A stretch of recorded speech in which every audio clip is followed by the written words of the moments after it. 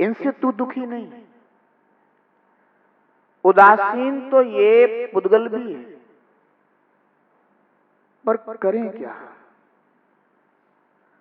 तेरा इस पुद्गल द्रव्य के साथ अनादि से जो संयोग चला आ रहा है,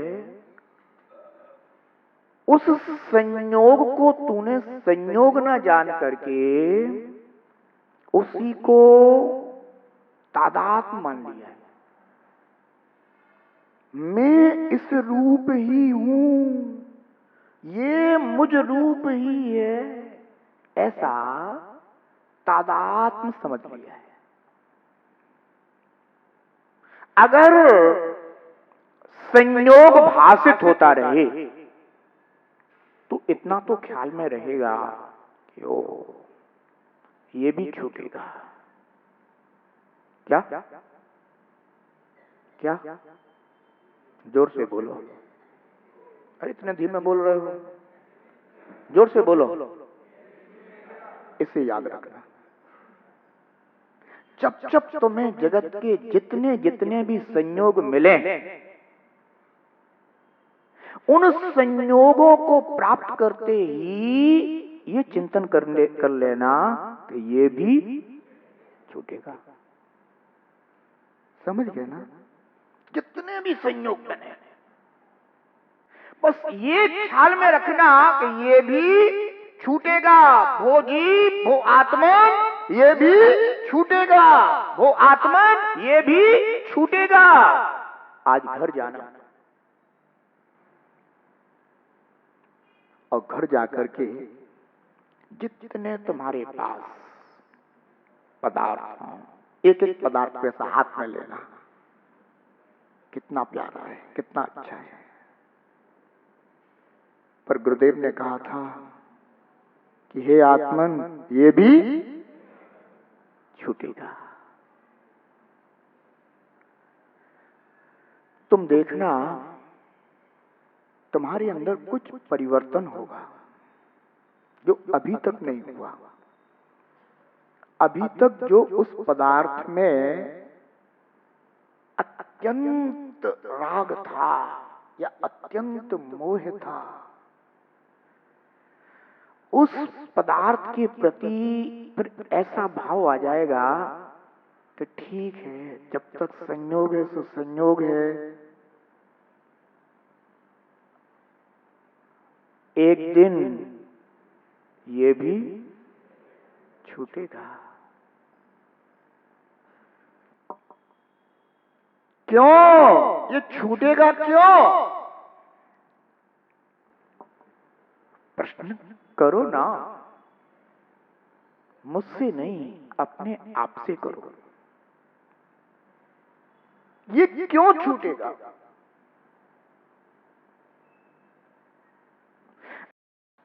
जब मैं इसे छोड़ना नहीं चाहता तो ये छूटेगा क्यों? क्योंकि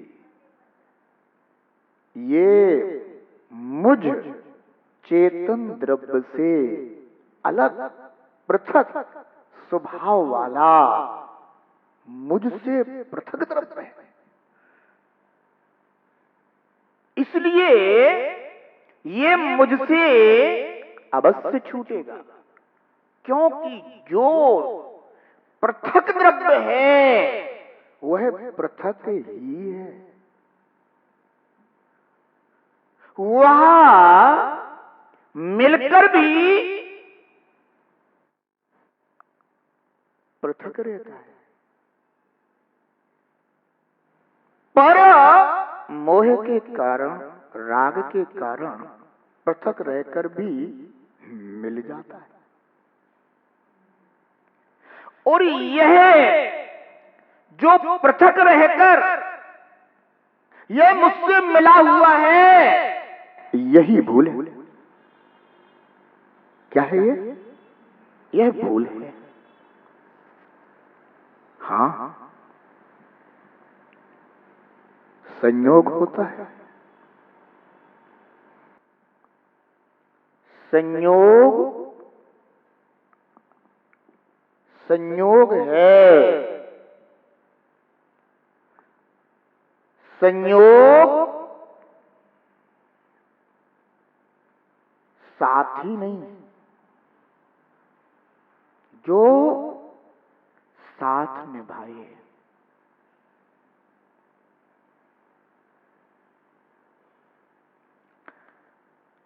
जो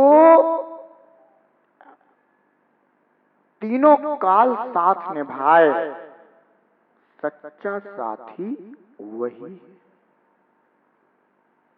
जो साथ होकर भी साथ ना निभाए, वह साथी कैसे हो सकता है?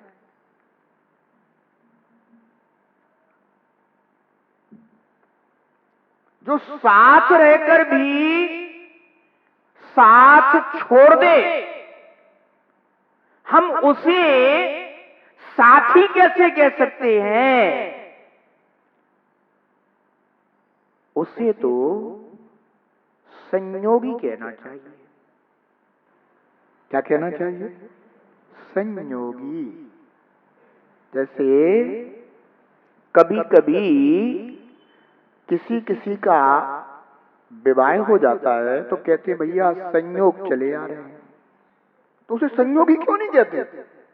जब संयोग कहते हो तो फिर संयोगी ही क्यों नहीं कहते?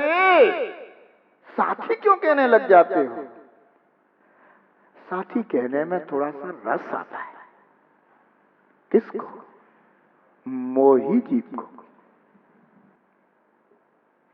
संयोगी कहने में वो रस नहीं आता। किसको? मोही जीव को। साथी कहने में रस नहीं आता। किसको? ज्ञानी जीव को।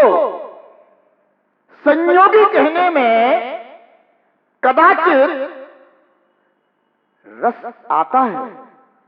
किसको? ज्ञानी जीव को।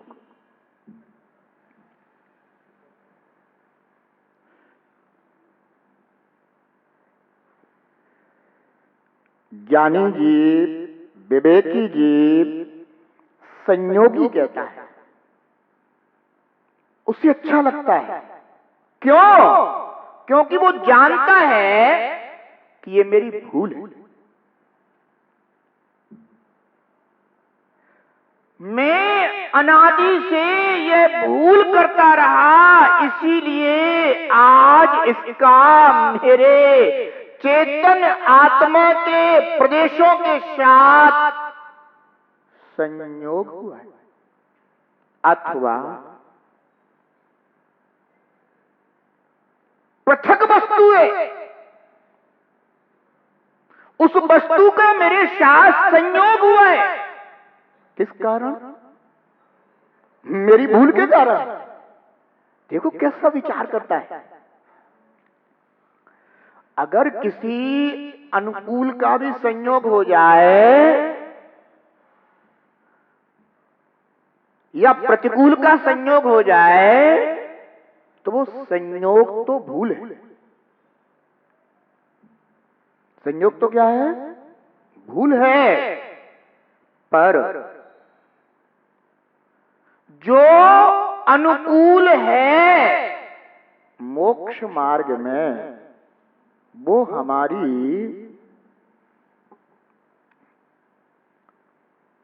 थोड़ी सी समझदारी है। क्या है? थोड़ी सी समझदारी।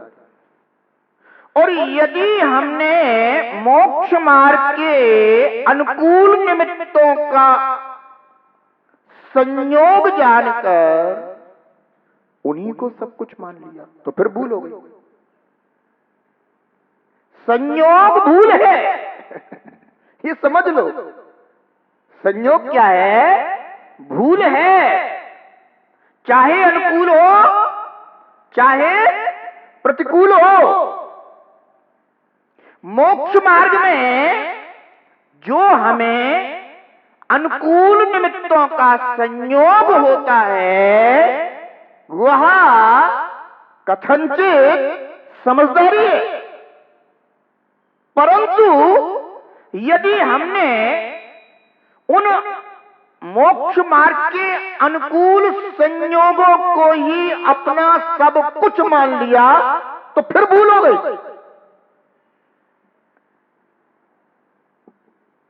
ध्यान रखना,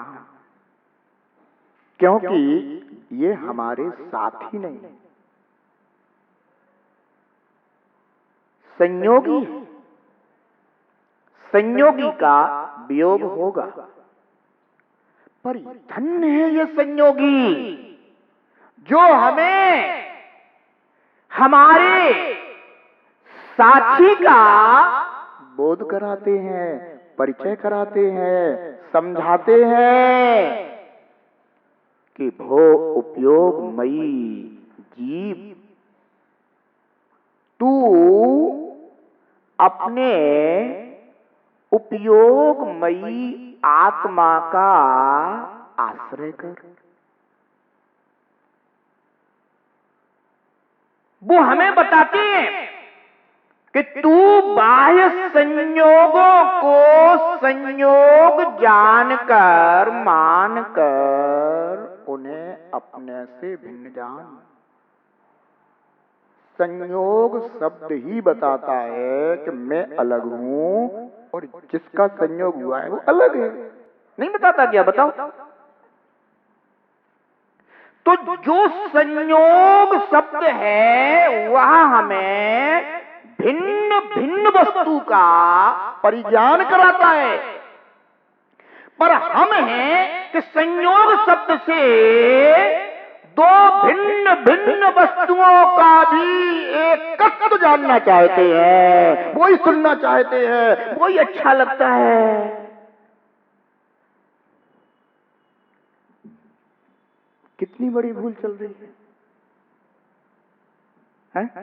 कहने लग जाते हैं ना लोक में लोग, दो शरीर एक आत्मा, जो तीन काल में नहीं हो सकता है?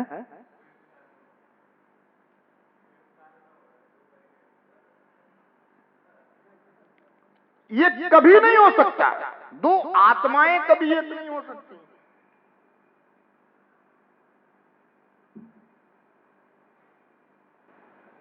पर सुनने में अच्छा लगता ना, किस कारण से? मोह के कारण, राग के कारण, भूल के कारण ऐसी बातें सुनने में प्रिय लगती है। जबकि जिनेंद्र देव कहते हैं कि परद्रव्य तो भोजीव तेरे साथ एकत्व को प्राप्त नहीं हो सकते, सो नहीं हो सकते, पर स्वजाति की अपेक्षा से जितने भी जीव द्रव्य हैं वे भी तेरे साथ एकत्व को प्राप्त नहीं हो सकते। विजाति की तो बात अलग। स्वजाति की अपेक्षा से जितने भी ज्ञान दर्शन स्वभावी जीवात्माएं हैं वे सब भी एक नहीं हो सकती। सिद्धालय में एक सिद्ध है, सही है? कहे सब मिल गए एक दूसरे में, अब का बचा? यही तो जानने की बात है। जब तो सिद्धालय का निर्णय कर सकते हो तो यहाँ अपना निर्णय क्यों नहीं कर पा रहे हो?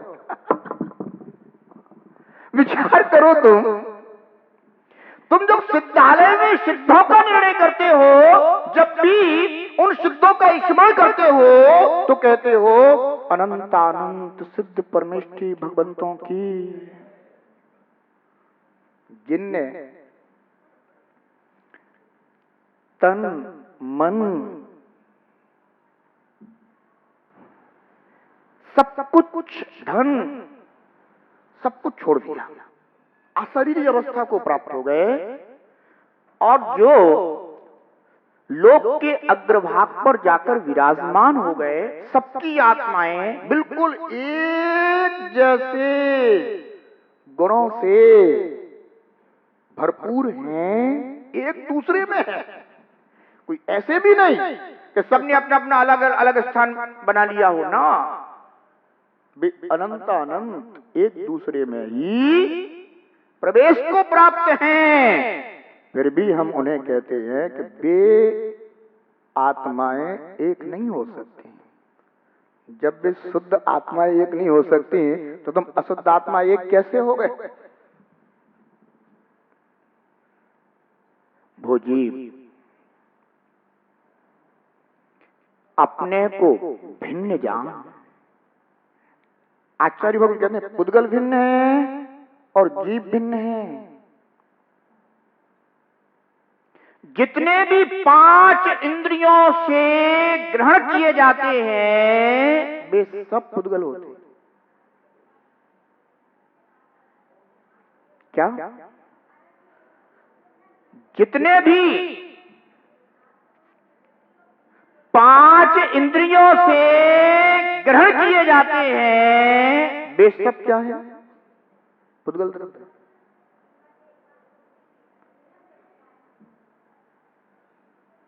समझ में आ रहा है? अब 5 इंद्रियों से सोच लो तुम क्या क्या ग्रहण करते हो। 5 इंद्रियों से तुम जो जो भी ग्रहण करते हो, जिन जिन को भी विषय बनाते हो, वो केवल पुद्गल है। हो सकता है कि तुम पुद्गल इस शब्द से परिचित ना हो, पर उनके विषयों से तो परिचित हो ना। तो जो भी 5 इंद्रियों के विषय बन रहे हैं पदार्थ, वे सब पुद्गल हैं और वो जीव तू उन सब पदार्थों को जानने वाला है, देखने वाला है। जानते हो कि नहीं? देखते हो कि नहीं? हैं?